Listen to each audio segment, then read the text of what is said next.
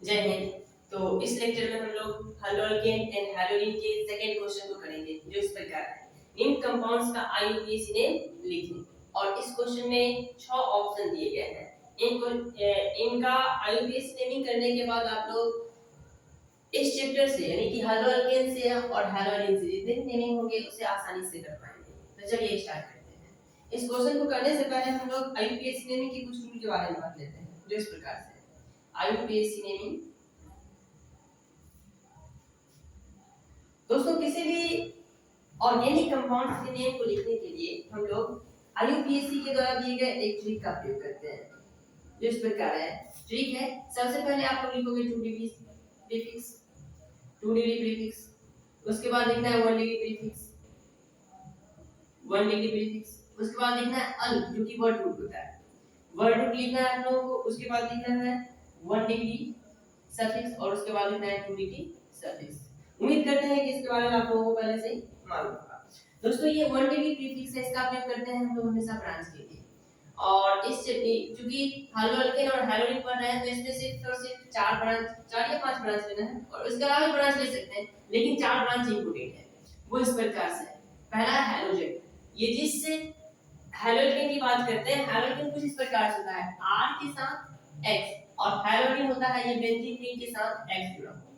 Benzene ring के साथ अगर X जुड़ा हो तो वो हैलोएरिन हो जाएगा और R के साथ X जुड़ा हो तो वो हैलोअल्केन हो जाएगा। तो ये हैलोजन के बारे में हम लोगों को मैंने पढ़ना है। तो हैलोजन भी एक प्रकार का ब्रांच है जिसे हम लोग कहते हैं हल। अब ये 3-4 प्रकार के हो जाएंगे जो इस प्रकार से एक नंबर में लिखोगे। अगर आप फ्लोरो रहेगा तो इसलिए F रहेगा तो इसके लिए लिखोगे आप लोग फ्लोरो। अगर F रहे तो क्या लिखना है? फ्लोरो लिखना है। F के लिए फ्लोरो लिखोगे, Cl के लिए लिखोगे क्लोरो, Cl के लिए क्लोरो, Br के लिए लिखोगे ब्रोमो, I के लिए लिखना है आप लोगों को I रहेगा तो इसके लिए लिखोगे ये। तो देख लेते हैं कि ये वीडियो यहाँ तक आप लोगों को दिख रहा है।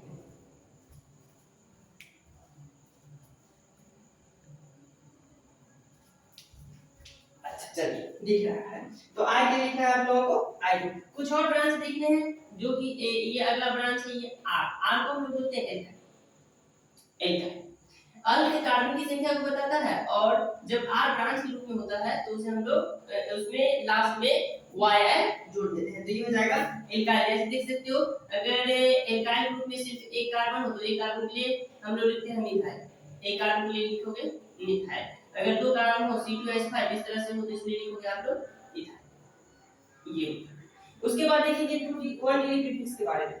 1 डिग्री प्रीफिक्स का प्रयोग हमेशा हम लोग साइक्लिक कंपाउंड के लिए करते हैं। अगर कंपाउंड साइक्लिक कंपाउंड हो तो 1 डिग्री प्रीफिक्स का प्रयोग करेंगे, अन्यथा नहीं करेंगे। तो 1 डिग्री प्रीफिक्स का प्रयोग हमेशा साइक्लिक के लिए करते हैं। और आप लोगों को सिर्फ एक ही साइकिल के बारे में पढ़ना है।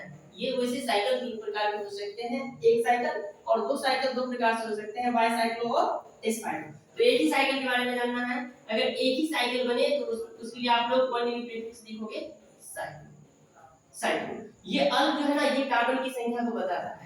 अल्क हमेशा कार्बन की नंबर ऑफ कार्बन को बताता है, कार्बन की संख्या को बताता है। तो कुछ इस प्रकार समझोगे आप लोग। अगर कार्बन का संख्या 1 हो तो एक कार्बन के लिए आप लोग लिखोगे मेथ, एक कार्बन के लिए लिखना है मेथ। अगर 2 कार्बन को लिखोगे 1, 3 कार्बन के लिए लिखोगे प्रो, इस तरह से प्रो।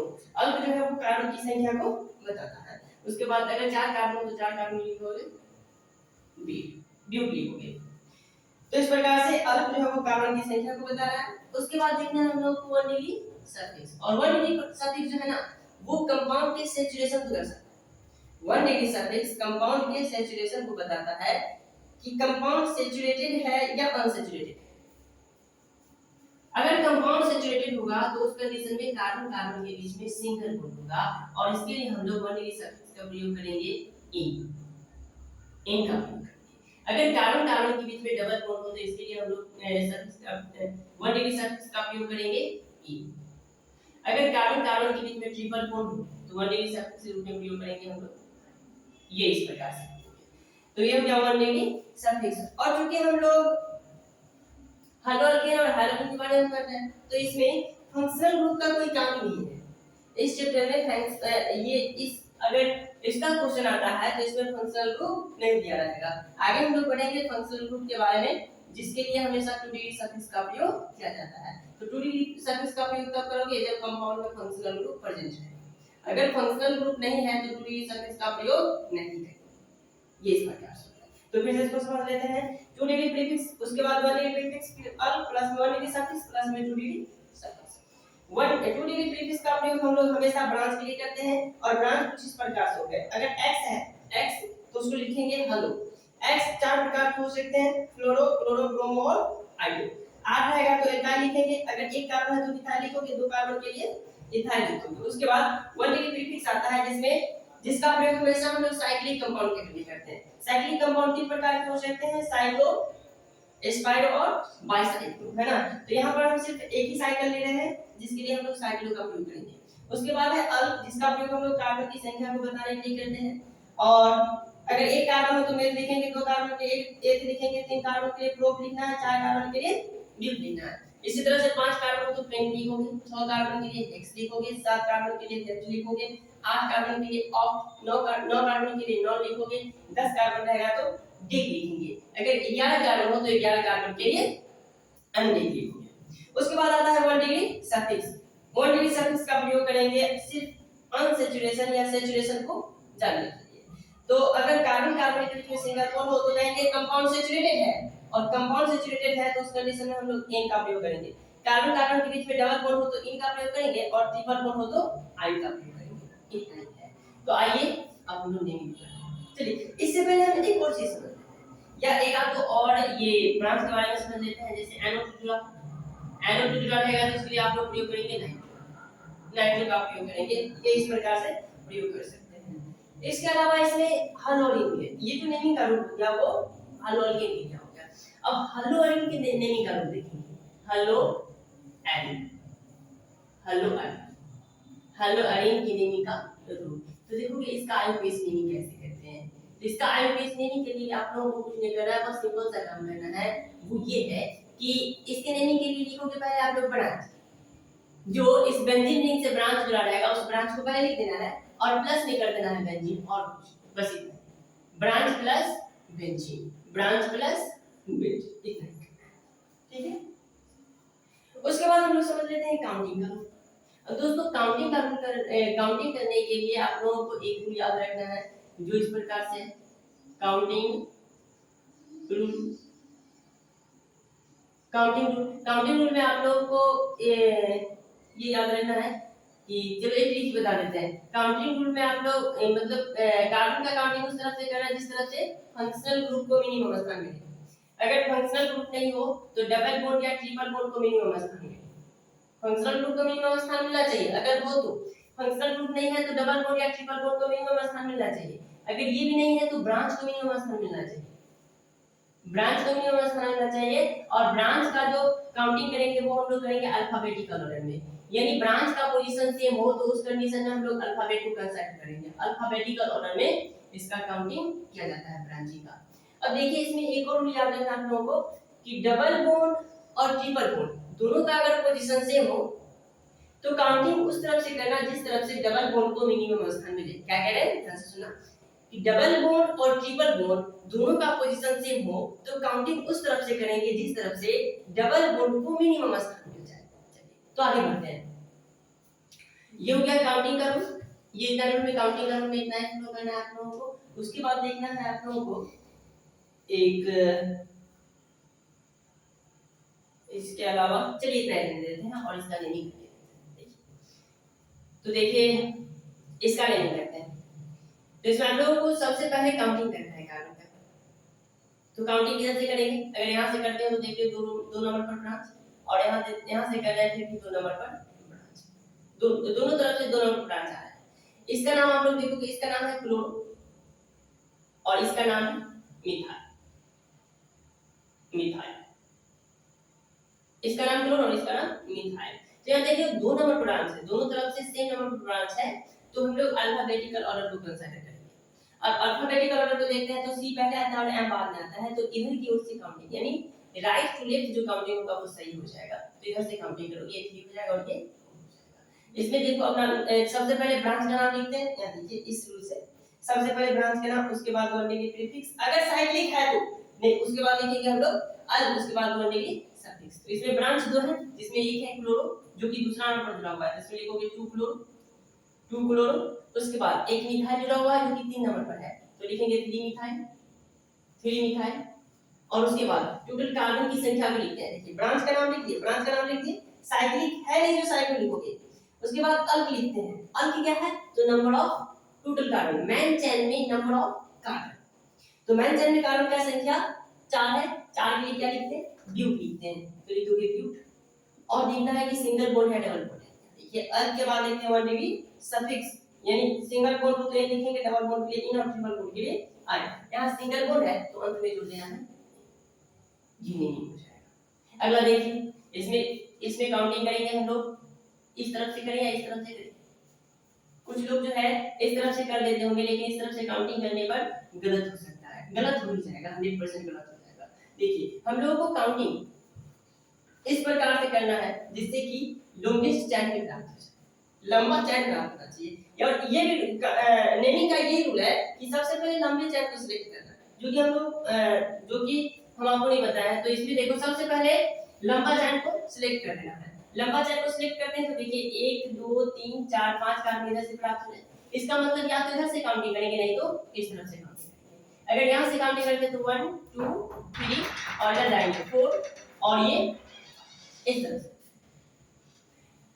तो ये काउंटिंग कर ली, अगर इधर से भी काउंटिंग करते तो 1 2 3 3 नंबर पर दोनों बनाना चाह रहे हैं, इसलिए दोनों काउंटिंग सही है, इधर से कीजिए या इधर से कीजिए, दोनों काउंटिंग सही है। अब देखिए दो ब्रांच से जुड़े हुए हैं और दोनों ब्रांच 3 नंबर पर है, तो हम लोग लिखेंगे इसका नाम 3, जो कि क्लोरो है 3 नंबर पर, तो 3 क्लोरो, उसके बाद लिखेंगे 3 नंबर पर मिथाइल जुड़ा हुआ है, तो 3 methyl, 3 chloro 3 methyl, total carbon का संख्या देखते हैं, कार्बन का संख्या टोटल है 5, तो 5 कार्बन के लिए पेन लिखो, पेन, उसके बाद प्रत्येक जगह ये कार्बन कार्बन के बीच में सिंगल बॉन्ड है तो लिखोगे इन, तो इसका नेमिंग हो जाएगा 3 क्लोरो 3 मिथाइल पेंटेन। अगला देखते हैं, अगला में आप लोग देख रहे हो कि इधर से काउंटिंग करते हैं तो 2 नंबर पर ब्रांच आ रहा है, 2 नंबर, अगर इधर से काउंटिंग करते हैं तो 1 2 2, 2 नंबर पर डबल बॉन्ड आ रहा है, आप लोग काउंटिंग रूल में देख रहे हो कि प्रायोरिटी ज्यादा देना है किसका, प्रायोरिटी ऑर्डर ज्यादा होता है डबल बॉन्ड या ट्रिपल बॉन्ड का, ब्रांच से ज्यादा, फंक्शनल ग्रुप से कम लेकिन ब्रांच से ज्यादा, तो यहाँ 2 नंबर पर डबल बॉन्ड आ रहा है, और इधर से काउंट करते हैं तो 2 नंबर पर 2 ब्रांच आ रहे हैं, लेकिन डबल बॉन्ड का पोजीशन तीसरा हो जाता है ना, तो इधर से हम लोग काउंट करेंगे क्योंकि इधर से तीसरा नंबर डबल बॉन्ड है और इधर से दूसरा नंबर डबल बॉन्ड है, तो इधर से काउंट करेंगे 1 2 3 4 4 कार्बन और ये 5, टोटल कार्बन का संख्या 5। अब इसमें देखिए ब्रांच 2 जुड़ा हुआ है और दोनों 4 नंबर पर जुड़ा हुआ है, तो लिखेंगे हम लोग इसमें 4 4 डाइमिथाइल, 4 4 डाइमिथाइल, टोटल कार्बन का संख्या देखते हैं, देखिए ब्रांच का नाम लिख दिए, उसके बाद साइड लिखा है नहीं तो साइड में लिखेंगे अल्क है, अल्क में कार्बन की संख्या को देखते हैं, कार्बन की संख्या टोटल कितना है 5, और 5 कार्बन के लिए लिखते हैं पेंट, पेंट, और उसके बाद देखना है आप लोगों को कि डबल बॉन्ड या ट्रिपल बॉन्ड है भी, देखिए अल्क के बाद बॉन्ड भी सफिक्स जो कि सैचुरेशन को बताता है, तो डबल बॉन्ड या ट्रिपल बॉन्ड रहेगा तो उसको भी लिख देना है, इसमें देख लो डबल बॉन्ड 2 नंबर पर है, 2 नंबर पर डबल बॉन्ड है तो लिखेंगे पेन, उसके बाद 2 और डबल बॉन्ड के लिए इन लिखते हैं पोजीशन के साथ, तो ये इसका नेम हो गया इसका। अगला देखते हैं, अगला देखोगे आप लोग, अगर इसमें इसका थोड़ा ध्यान से समझना है, इसमें देखना, अगर यहां से काउंट करते तो 1 2 3 3 कार्बन हो गए, और इसमें देखोगे आप लोग कि इस 3 नंबर पर एक ब्रांच जुड़ा हुआ है और यहां 2 नंबर पर एक ब्रांच जुड़ा हुआ है, यानी इधर से काउंट करते तो ब्रांच 2 नंबर पर आ रहा है, और अगर इधर से काउंट करें इस तरफ से ना करके इधर से काउंट करें तो ब्रांच 1 नंबर पर आ रहा है, ये पूरा ब्रांच 1 नंबर पर आ रहा है, तो ये हो जाएगा 1 2 और ये इसमें ब्रांच का संख्या हो जाएगा 2, एक नंबर पर और एक 2 नंबर पर जुड़ा हुआ है।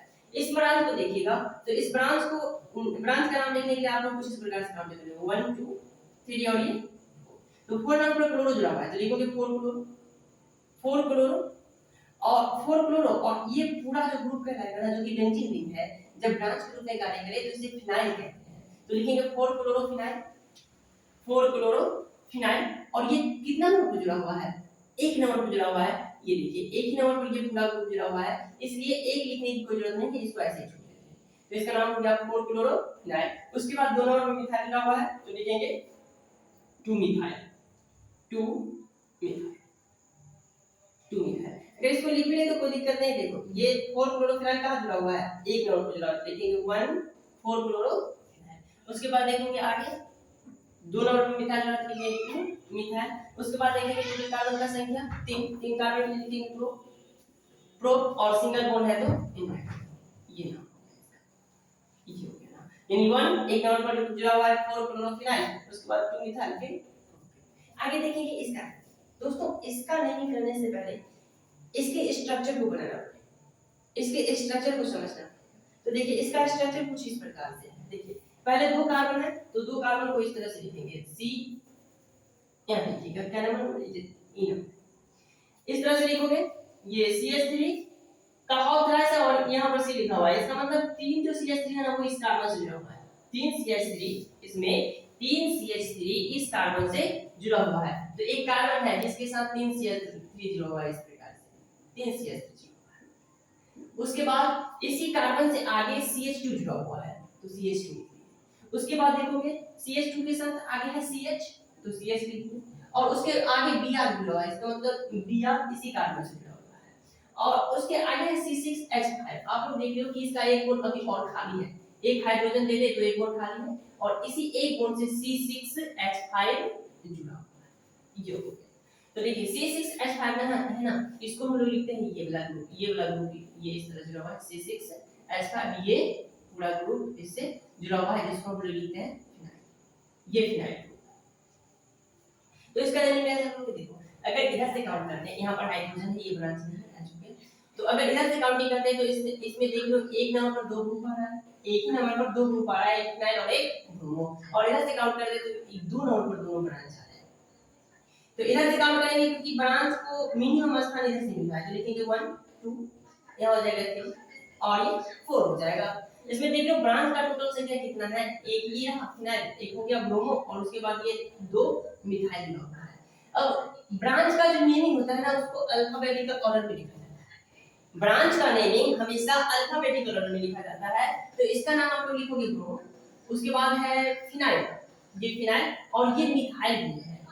तो सबसे पहले लिखेंगे ब्रोमो जो कि एक नंबर में है, तो लिखेंगे 1 ब्रोमो 1 ब्रोमो और उसके बाद लिखेंगे मिथाइल का नाम लिखेंगे, 2 मिथाइल है तो लिखेंगे 3,3 डाइमिथाइल 3,3 डाइमिथाइल। और उसके बाद एक फिनाइल ग्रुप है जो कि एक नंबर में है, तो लिखेंगे 1 फिनाइल। अब देखेंगे टोटल कार्बन का संख्या कितना है, क्योंकि ब्रांच का नेमिंग कर चुके हैं।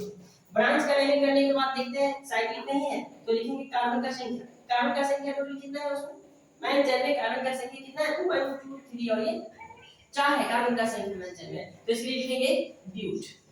और अब देखना है कि सिंगल बॉन्ड या डबल बॉन्ड है, यहां देखियो सिंगल बॉन्ड रहेगा तो ये लिखेंगे और इसमें सिंगल बॉन्ड ही है इसलिए लिख देंगे हम लोग, तो ये नहीं। अगला देखते हैं, अगला कुछ इस प्रकार से है, ये इसका देखिएगा, ये इसका है यहां पर। अब देखिए इसमें काउंटिंग कैसे करेंगे, अगर इधर से काउंटिंग कर दे तो 1 2 दो नंबर पर ट्रिपल बॉन्ड। प्रायोरिटी ऑर्डर पर ध्यान दोगे आप लोग कि डबल बॉन्ड या ट्रिपल बॉन्ड को पहले प्रायोरिटी देते हैं उसके बाद ब्रांच का। तो देखेंगे डबल बॉन्ड हो या ट्रिपल बॉन्ड किधर से मिनिमम स्थान प्राप्त है।